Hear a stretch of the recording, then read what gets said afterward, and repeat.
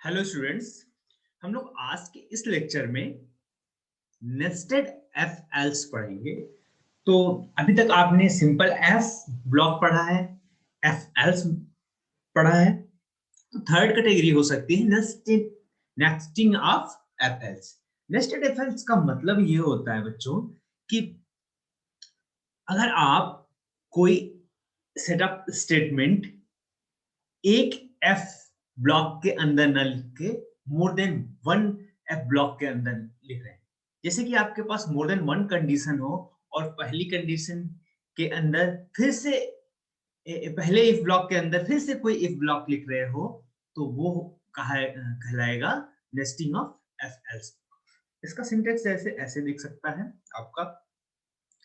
अगर मैं ये कहूं, अगर सिंपल अगर कोई इफ ब्लॉक है उसका नेस्टिंग करना है, इफ कंडीशन फर्स्ट, इसके अंदर फिर से इफ आपने लिखा कंडीशन और सेटअप स्टेटमेंट, ये तो यहां पे आपको क्या दिखाई दे रहा है?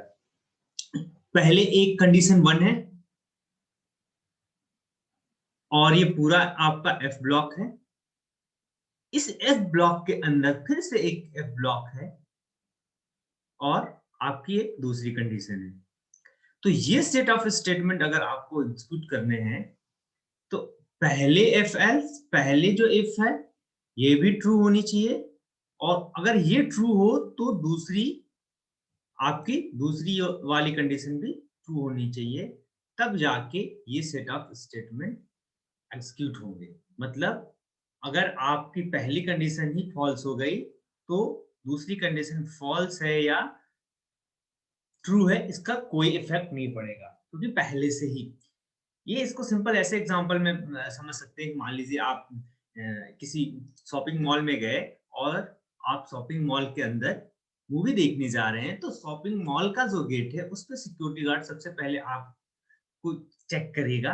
अगर आपके पास कुछ ऐसी चीज है जो उसके रूल्स को वायलेट करता है शॉपिंग मॉल के, तो आपको वहीं से आपको बाहर कर देगा। मतलब पहली कंडीशन फॉल्स हो गई तो आपको बाहर कर देगा। भले ही आपके पास अंदर जो मूवी थिएटर है उसका टिकट हो, तो पहले ही आपको बाहर कर देगा। हो सकता है कि मान लीजिए आपने सिक्योरिटी सारे चेक उस रूल्स इस शॉपिंग मॉल के रूल्स को वायलेट नहीं करते हैं और आप अंदर चले गए, लेकिन आप टिकट भूल गए, तो भी अंदर की कंडीशन मतलब सेकंड यहाँ पे कंडीशन वन तो ट्रू है, कंडीशन टू फॉल्स है, तो भी आपके सेटअप स्टेटमेंट एग्जीक्यूट नहीं होंगे। मतलब उसके लिए पहला तो नेसेसरी ट्रू होनी चाहिए, फिर दूसरा अगर ट्रू है तो वो सेटअप स्टेटमेंट एग्जीक्यूट होंगे, दूसरा फॉल्स है। ये होगा सिंपल नेस्टिंग। नेस्टिंग ऑफ केवल इफ हुआ, यहाँ पे केवल इफ ब्लॉक का आपने नेस्टिंग किया। इसका मतलब अगर आप मैं ये कहूं कि आपने कोई इफ ब्लॉक लिखा कंडीशन वन, फिर इसके अंदर एक इफ ब्लॉक लिखा कंडीशन टू, और इसके अंदर ये सेटअप स्टेटमेंट हो गए। तो ये सेट ऑफ स्टेटमेंट आपके तभी एग्जीक्यूट होंगे जब ये कंडीशन भी ट्रू हो और ये कंडीशन भी ट्रू हो। ठीक है, ये आपका नॉर्मल हो गया। आपका ऐसा भी केस हो सकता है कि आपका एफ ब्लॉक हो, कंडीशन हो,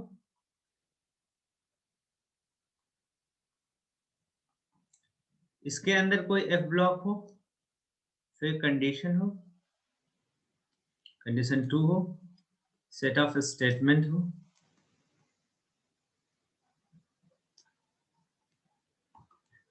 और आपने इस एफ का एक एल्स पार्ट बना रखा हो और इसके सेटअप स्टेटमेंट। हाँ, तो अब देखिए, अगर ये कंडीशन ट्रू हुई तो आपका इसके अंदर आएंगे और ये चेक करेंगे कि ये भी ट्रू है कि नहीं। ये दोनों कंडीशन ट्रू हुई तो ये सेट ऑफ स्टेटमेंट एग्जीक्यूट होंगे। अगर ये कंडीशन ट्रू है और ये फॉल्स हो गई तो ये सेट ऑफ स्टेटमेंट एग्जीक्यूट नहीं होगा, यहीं से बाहर आएंगे और सीधे बाहर यहाँ आएंगे। ये भी एल्स वाला भी नहीं एग्जीक्यूट होगा, इस इफ का एल्स है। मान लीजिए ये कंडीशन फॉल्स हो गई, पहली कंडीशन फॉल्स हो गई तो हम इसके इस इफ ब्लॉक के अंदर एंटर करेंगे ही नहीं, हम सीधे इसके काउंटर पार्ट एल्स में आएंगे और चेक करेंगे कि इसके एल्स में कौन से सेट ऑफ स्टेटमेंट है वो एग्जीक्यूट हो जाएंगे। ये बात समझ में आएगी। तो आप लॉजिकली जिस इफ का एल्स ब्लॉक है उसी एफ के कंडीशन के फॉल्स होने पे वो एल्स वाला पार्ट एग्जीक्यूट होगा, और जिसके अंदर किसी भी ब्लॉक के अंदर कोई दूसरा ब्लॉक है तो उसकी पहली कंडीशन ट्रू है तभी वो एंटर करके और वो उसका एग्जीक्यूशन होगा। मैं इसको ये ऐसे भी हो सकता है आपका, मान लीजिए कोई ऐसा भी हो सकता है, कोई एफ ब्लॉक है, कंडीशन है, कंडीशन 1 और इसके अंदर भी कुछ सेट ऑफ स्टेटमेंट हो पहले ब्लॉक के अंदर ही, फिर उसके बाद इफ ब्लॉक एक और हो, फिर कंडीशन 2 हो और इसके अंदर दूसरे सेट ऑफ स्टेटमेंट हो, फिर इसका एल्स पार्ट हो इस अंदर वाले ब्लॉक का, और यहां कुछ सेट ऑफ स्टेटमेंट हो, स्टेटमेंट्स हो, और इन सब के बाहर वाले ब्लॉक का एक और एल्स ब्लॉक हो और सेट ऑफ स्टेटमेंट्स। तो इस वाले ब्लॉक का बाहर वाले ब्लॉक का एल्स पार्ट ये हुआ, फिर अंदर वाले एफ का एल्स पार्ट ये हुआ। ठीक है, तो अब देखिए पहली कंडीशन अगर ट्रू हुई तो ये पहले ब्लॉक के अंदर जितने स्टेटमेंट हो, इस मतलब इस ब्लॉक के अंदर जितने स्टेटमेंट हैं, इस ब्लॉक के अंदर पहला ब्लॉक है बाहर वाला, उसके अंदर जितने स्टेटमेंट है वो एग्जीक्यूट होंगे। अब देखो पहला स्टेटमेंट ये है तो एग्जीक्यूट होगा। अब दूसरा स्टेटमेंट कंडीशनल है तो ये जब ही एग्जीक्यूट होगा जब ये कंडीशन ट्रू होगी। तो मतलब पहले कंडीशन के ट्रू होने पे ये तो बिना कंडीशनल स्टेटमेंट है तो ये तो एग्जीक्यूट हो जाएगा, ये कंडीशनल है तो ये अगर ट्रू होगा तो ही एग्जीक्यूट होगी। अगर ये ट्रू होगा, ये भी कंडीशन ट्रू हो गई और ये भी कंडीशन ट्रू हो गई तो ये आपका एग्जीक्यूट होगा और ये भी सेट ऑफ स्टेटमेंट एग्जीक्यूट होगा। ये तो पहले वाले के ट्रू होने पे ये तो होगा ही। अब मान लीजिए ये ट्रू हुआ, ये पहला ट्रू हुआ और ये फॉल्स हो गया, तो ये फॉल्स हुआ तो इसका जो काउंटर पार्ट है एल्स वाला वो एग्जीक्यूट होगा। ठीक है, ये बात समझ में आ गई। मान लीजिए पहली ही कंडीशन फॉल्स हो गई, आपकी पहली कंडीशन फॉल्स हो गई तो आपका सीधे सीधे ये वाला स्टेटमेंट आके एग्जीक्यूट हो। ठीक है, तो ये आपका नेस्टिंग ऑफ एल्स आपको समझ में आ गया कि जितने चार, अब यहाँ पे केवल 2 ब्लॉक का नेस्टिंग किए हैं, मोर देन 1 इफ ब्लॉक का, मोर देन 1 एल्स ब्लॉक का, आप कितनी भी लेयर्स चाहे अपने कंडीशन और प्रॉब्लम के अकॉर्डिंग यूज कर सकते हैं। तो इतनी सारी चीजें आपको नेस्टिंग ऑफ एफ एल्स समझ में आ रहा होगा, समझ में आ गया होगा। ठीक है, तो ये सारी चीजें हम नॉर्मल प्रोग्राम बना के और देखते हैं, प्रोग्राम एग्जीक्यूट करके देखते हैं कि जो भी चीजें आज हमने लर्न की इसमें को प्रोग्रामिंग के थ्रू देखते हैं। एक एग्जांपल नॉर्मल सा, जैसे बोर्ड पे ही एक देख लेते हैं पहले।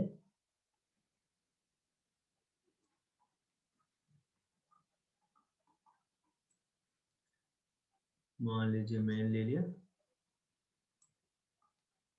एक वेरिएबल इंट x ले लिया, x इक्वल टू 5 कर दिया, एक इंट वेरिएबल y ले लिया, y इक्वल टू 20 कर दिया, एक कंडीशन लिखा if x is greater than 1, उसके अंदर फिर से एक इफ लगाया, if y is greater than 10, तो एक प्रिंटफ स्टेटमेंट लिखा वेलकम। और इसका क्लोज, ये क्लोज, फिर रिटर्न 0, मेन का क्लोज। अब देखिए इसका आउटपुट क्या आएगा, इस स्टेटमेंट का, इस प्रोग्राम का आउटपुट। यहाँ पे देखिए x की वैल्यू क्या है 5, y की वैल्यू 20 है। पहली कंडीशन f की क्या है, x इज ग्रेटर देन 1। तो पहली 5, x की वैल्यू क्या है 5, 5 1 से बड़ा है, यस दिस फिगर। तो ये क्या होगा, कंडीशन ट्रू होगी, x 5 से एक 5 1 से बड़ा है, कंडीशन ट्रू हो गई, इसके अंदर आ जाएंगे। फिर दूसरी कंडीशन इसे मिल गई, तो क्या y 10 से बड़ा है, तो y की वैल्यू कितनी है 20, 20 10 से ज्यादा है, तो ये भी कंडीशन ट्रू हो जाएगी। और ये सेट ऑफ स्टेटमेंट वेलकम आपका स्क्रीन पे प्रिंट हो जाएगा, और यहाँ से आपका फिर बाहर रिटर्न 0 पे प्रोग्राम बंद हो जाएगा। तो ये दोनों कंडीशन ट्रू हुई, तभी जाके आपका ये प्रोग्राम का एग्जीक्यूशन हुआ।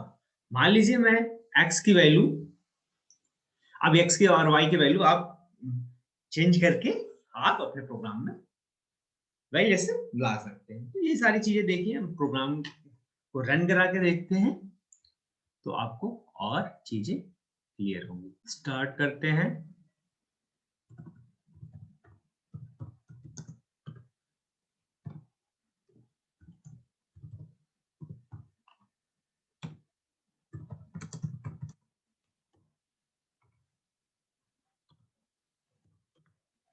एक वेरिएबल x लेते हैं, उसकी वैल्यू मान लीजिए 5 कर देते हैं। एक वेरिएबल y लेते हैं, इसकी वैल्यू मान लीजिए 10 कर देते हैं। एक f लेते हैं, इसके अंदर condition x is greater than 2 कर देते हैं। फिर एक और f लेते हैं, इसका नेस्टिंग करते हैं, y इज ग्रेटर देन आपका 8 कर देते हैं, और printf आपका वेलकम कर देते हैं। ठीक, और लास्ट में करते हैं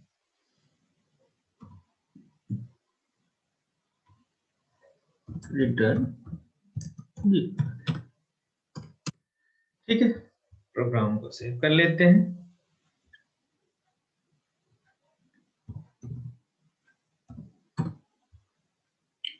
कंपाइल कर लेते हैं इसको।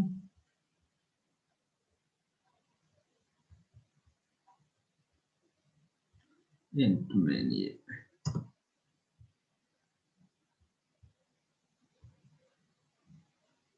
कंपाइल कर लिया, फिर रन करते हैं। देखिए वेलकम प्रिंट वो आया। अब देखिए यहाँ पे पहले x की वैल्यू क्या थी 5 थी, y की वैल्यू आपकी क्या है 10 है। तो x की वैल्यू पहली कंडीशन क्या है, x इज ग्रेटर देन 2, इसका मतलब 5 2 से बड़ा है, यस, तो ये कंडीशन ट्रू हो जाएगी। सेकेंड कंडीशन पे आएगा क्या, y 8 से बड़ा है, y की वैल्यू 10 है, यस, ये कंडीशन ये भी ट्रू है, तो आपका ये एग्जीक्यूशन हो जाएगा। अब देखिए मान लीजिए मैं इस f के अंदर एक प्रिंटफ और लिख देता हूं, और यहां लिखता हूं सुमित, यहां लिखता हूं वेलकम। ठीक, अब देखिए अब इसका आउटपुट क्या आता है, एक बार चेक करते हैं।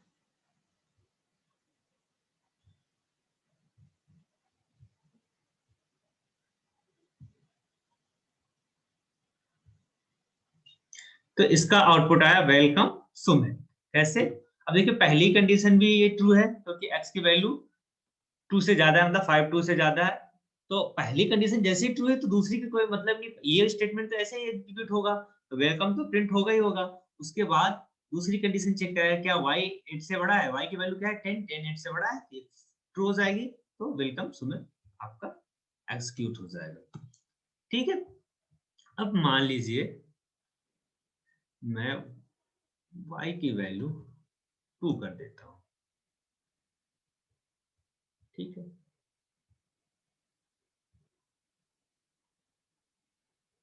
y की वैल्यू 2 कर देता हूं, इसको रन करता हूं। अब देखिए केवल वेलकम प्रिंट आया। क्यों?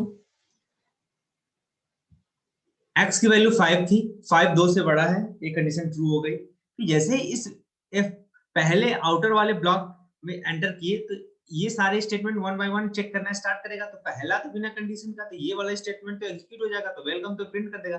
लेकिन दूसरा कंडीशन ये प्रिंट करने के बाद ये दूसरा इफ को चेक करेगा, क्या y 8 से बड़ा है, मतलब y की वैल्यू 2 है, 2 8 से बड़ा है, नहीं, फॉल्स हो जाएगा। तो ये पूरा जितना इस इफ के अंदर का ब्लॉक के अंदर है वो कुछ भी एग्जीक्यूट नहीं करेगा। ये बात समझ में आ गई आपको? और ये वापस आ जाएगा।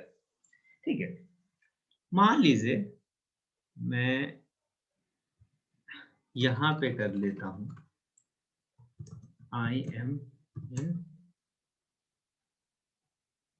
if block of I am in if block of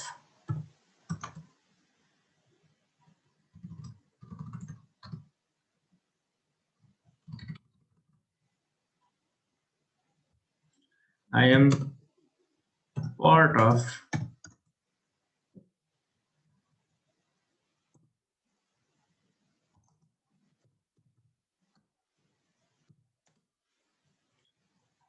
if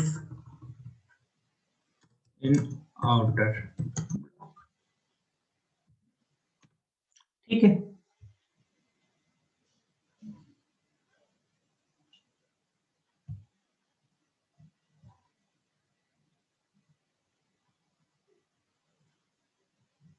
तो हम लोग ये लिख लेते हैं I am part of if statement in outer block. ठीक है, और इसमें लिख देते हैं I am part of if statement in inner block. बस ये शो करने के लिए कौन सा ब्लॉक का स्टेटमेंट एग्जीक्यूट हो रहा है। ठीक है, फिर मैं एक इसका भी एल्स बना लेता हूं,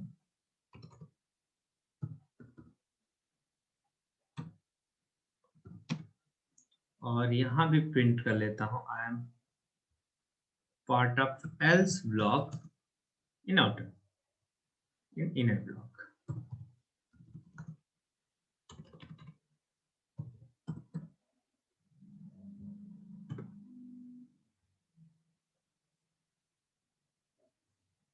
ठीक है,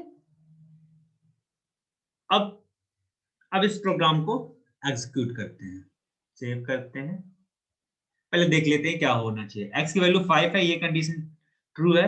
y की वैल्यू, तो ये स्टेटमेंट पहला वाला स्टेटमेंट तो आपका ये स्टेटमेंट तो एग्जीक्यूट होगा।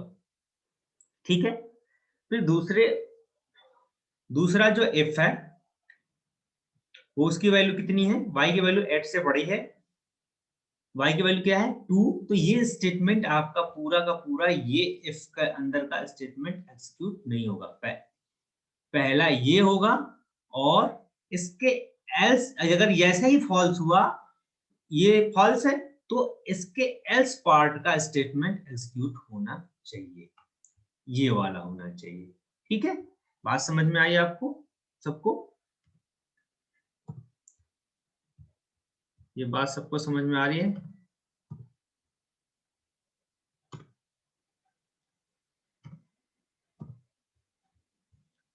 ठीक है,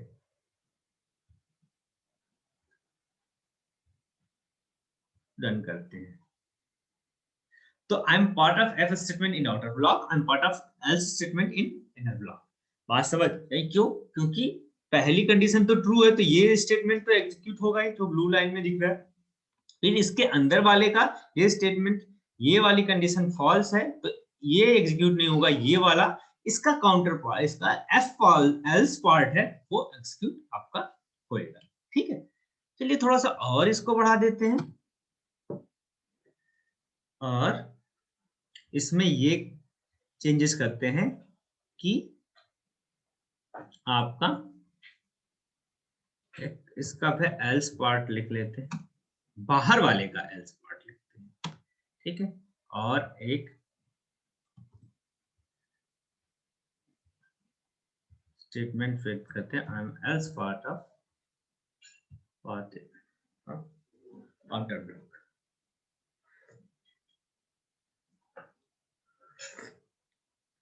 और मैं x की वैल्यू 1 कर दे रहा हूं, तो क्या होना चाहिए,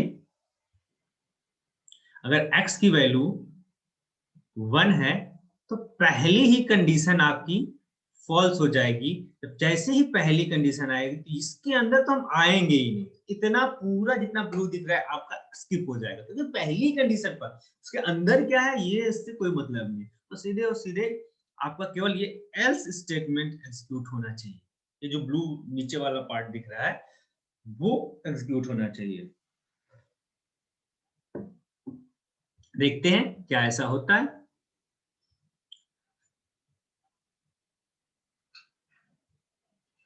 I am part of else statement outer block, समझ में आया, आउटर ब्लॉक के एल्स स्टेटमेंट एग्जीक्यूट हुआ, सही है, बात समझ में आ गई क्यों हुआ ऐसा, ठीक है। अब मान लीजिए मैं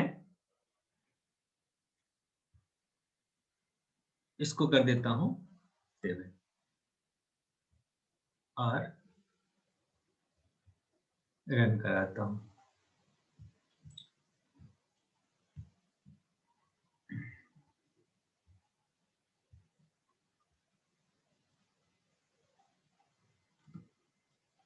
तो क्या आया, I am part of else statement in outer block, I am part of else statement in inner block, ठीक है। तो ये स्टेटमेंट एग्जीक्यूट हुआ है, ये वाला स्टेटमेंट एग्जीक्यूट हुआ है और ये वाला स्टेटमेंट एग्जीक्यूट हुआ है, ठीक है। देखिए कैसे, क्योंकि पहला तो ट्रू है, पहला 7 2 से बड़ा है, तो ये वाला तो ट्रू है, इसके अंदर तो आ जाएंगे, तो ये वाला स्टेटमेंट आपका एग्जीक्यूट हो जाएगा। उसके बाद ये स्टेटमेंट आपका फॉल्स है तो ये पूरा स्किप हो जाएगा, और दूसरा वाला जो एफ है एल्स, इसका अंदर वाले का एल्स है जो इनर ब्लॉक का है वो एग्जीक्यूट होगा, जो हुआ, ठीक है। बात समझ में आई। अब अगर मैं दोनों कंडीशन ट्रू कर देता हूं, अगर दोनों कंडीशन ट्रू कर देता हूं तो आपका दोनों अंदर वाले दोनों के एफ इनर और आउटर के दोनों के एफ स्टेटमेंट एग्जीक्यूट होने चाहिए, तो आपका होएगा, ठीक है। I am part of F statement in outer block, I am part of else statement in F statement in inner block, तो इनर ब्लॉक के एफ स्टेटमेंट और